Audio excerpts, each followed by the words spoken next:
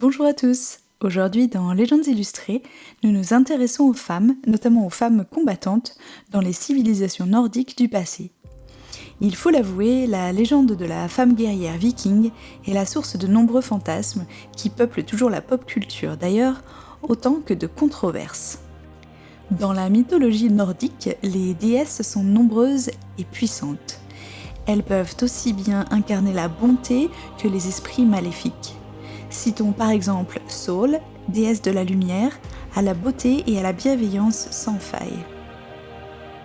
Hel est la déesse des morts.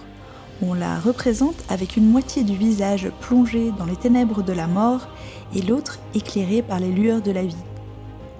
Son nom a donné le mot Hel en anglais, devenu, sous l'influence chrétienne, le terme désignant l'enfer. Freya, figure majeure de la mythologie nordique, est la déesse de l'amour et de la fécondité, dont le nom est à l'origine du mot Friday en anglais.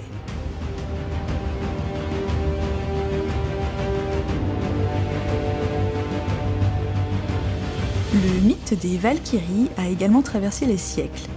L'image de ces créatures guerrières se retrouve dans la culture contemporaine, soit dans des expressions parfois péjoratives qui désignent des femmes qu'on juge trop cavalières, soit sous des formes plus dénudées, genre mythico-érotiques, chevauchant des sortes de licornes qui n'ont plus vraiment rien à voir avec les loups du mythe originel. Car ces grandes sylphides à la chevelure flamboyante proviennent plus des opéras de Wagner que du véritable panthéon nordique. À la source, les Valkyries ne combattent pas, et non, elles sont les envoyées du dieu Odin qui leur a donné la mission de choisir les combattants les plus braves qui pourront le rejoindre dans son royaume de l'au-delà, le Valhalla. Les Valkyries sont donc étroitement liées à la mort et leurs loups sont bien moins avenants que les fameuses licornes dont on les affuble de nos jours. Toujours est-il que ce sont des femmes et que dans la mythologie nordique, elles détiennent le pouvoir de vie ou de mort sur les hommes. De quoi inspirer la super-héroïne de Marvel. Les véritables femmes guerrières, elles, se trouvent dans les sagas nordiques médiévales provenant pour la plupart d'Islande. Ce sont les Hwalmus, des jeunes filles qui vont au combat à cheval, armées et protégées de leurs boucliers vikings, comme Brunhild dans la Volsunga Saga ou Hervor dans la saga de Hervor et du roi Haedrekel, et la princesse Brunhild dans la saga de Bossi et Héro. Prenons l'exemple du manuscrit de la Geste des Danois, rédigé vers le XIIIe siècle dans une abbaye du Danemark. Le texte relate la bataille de Bravelir, à laquelle auraient participé 300 Hwalmus.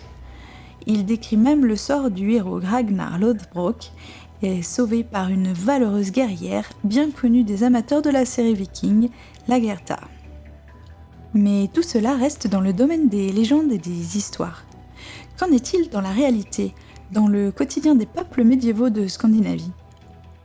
Il est assez difficile de connaître les détails de la vie des peuplades comme les Goths ou les Svéars ou les Vikings qui ont vécu entre le 5e et le 12e siècle. Les traces écrites de l'époque sont peu nombreuses et les textes de référence ont été rédigés bien plus tard, après la christianisation de la région. On imagine alors que les mythes des Valkyries ou les aventures de femmes qui sauvaient la vie de héros virils aient pu déranger certains moines médiévaux.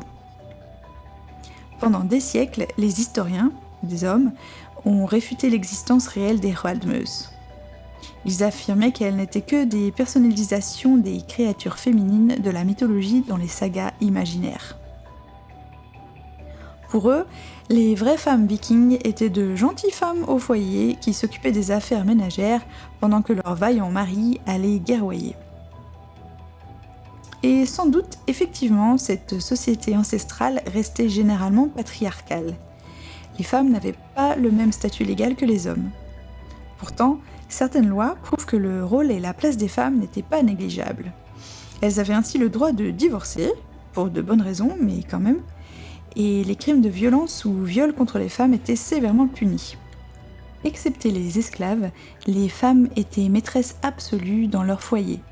Elle devait exercer une autorité et assurer des responsabilités pendant les longues périodes d'absence des hommes et devait sans doute avoir la capacité de se défendre à défaut de se battre.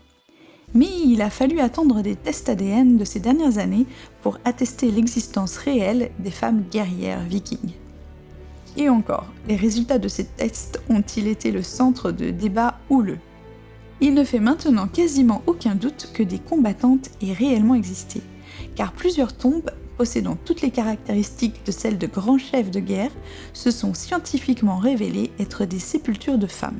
C'est le cas par exemple du tombeau de la guerrière de Birka, découvert près de Stockholm, où un corps de femme repose, entouré de nombreux artefacts qui la désignent comme une combattante et tacticienne de la plus haute importance.